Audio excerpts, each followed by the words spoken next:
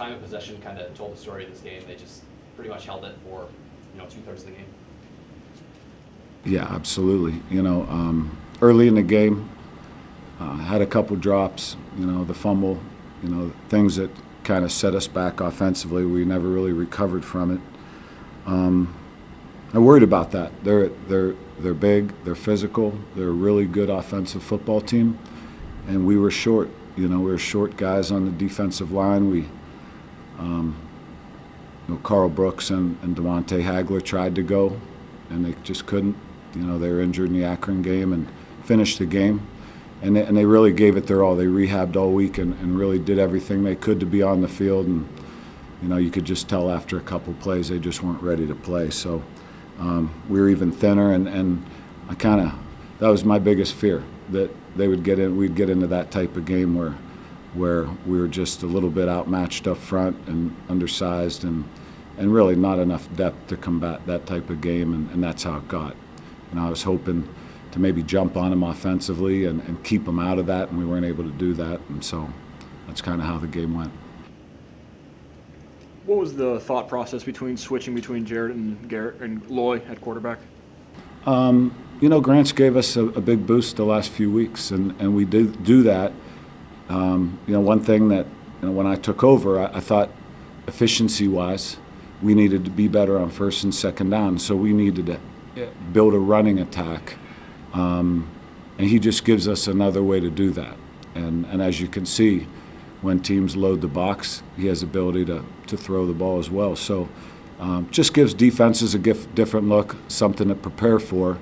And I know, being on the other side of the ball, how difficult it is to defend design quarterback runs. Just gets an extra guy at the point of attack, and Grant is a big, physical, athletic kid, and he can do all those things. He can run hard, and he's got great speed. So I just thought it was a no-brainer, and certainly he did a good job when he ran the ball today as well. And not being able to, offensively, just wish they couldn't get anything going. How much of that was just the run game not being able to get established? A little bit. I thought, again, like I said, that was kind of the game that I feared. And if you've followed us the last few weeks, we haven't always started out gashing people in the run game, but we've stayed in the game and just been able to stick with it, and eventually try to wear someone down and make some plays with Grant or with Drew or with one of the other backs. And the game kind of got away from us a little bit, and we got away from that, and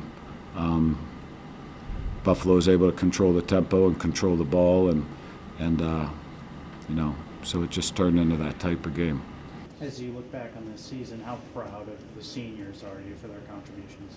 Oh, very proud. It's not an easy thing to go through, a coaching change in the middle of the season, and yet, they never wavered for a minute. And,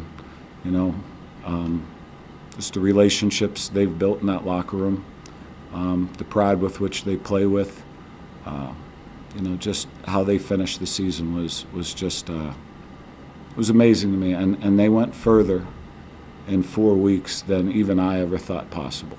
And just so proud of them, and so proud of the way they continue to fight and continue to lead despite the adversity.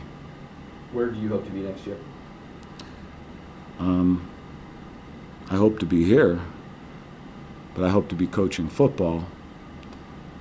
But that's an unfair question, because in life you control what you can control, and I know that like I've always done my best, and I've done my best here, and I did my best at my previous jobs, and I love working with young men, and I love what that job entails. So where I hope to be next year is continuing to work with young men.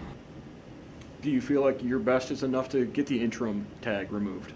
I'm sorry? Do you feel like what you've done, your best, the last 4 weeks is enough to get that interim tag removed? That is not my decision, but I'll say this: going back, and which I always do, is go back and evaluate myself. I don't think I would have done anything differently.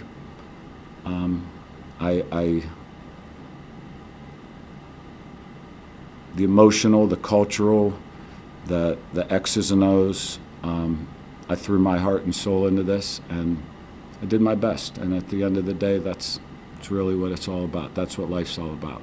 So regardless of what happens, you know, I'll sleep good at night, and I'm proud of these 5 weeks, and I will always remember them and always cherish them.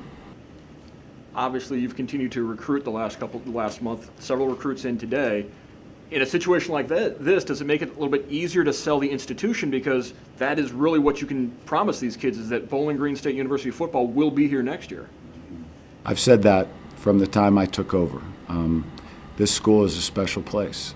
The relationships between the athletic department and the academic side, the relationships within the athletic department, the way the graduates of Bowling Green support us, love being here, the way our student athletes love being here. The student experience is so great that it hasn't been as hard as you think to keep those recruits interested. And it hasn't been as hard as you think to get new recruits interested, because Bowling Green is still a very respected place, and people understand all the upsides. And so you said it exactly right. That was the marching orders I gave to the assistants, is sell the university. Sell the university for what it can do for them if they decide to come here. And, you know, all the parents I've talked to and the recruits I've talked to, and that's the exact approach I've taken. You know, this is a great place. Regardless of who's in charge, this is still going to be a great place, and it's even going to get better.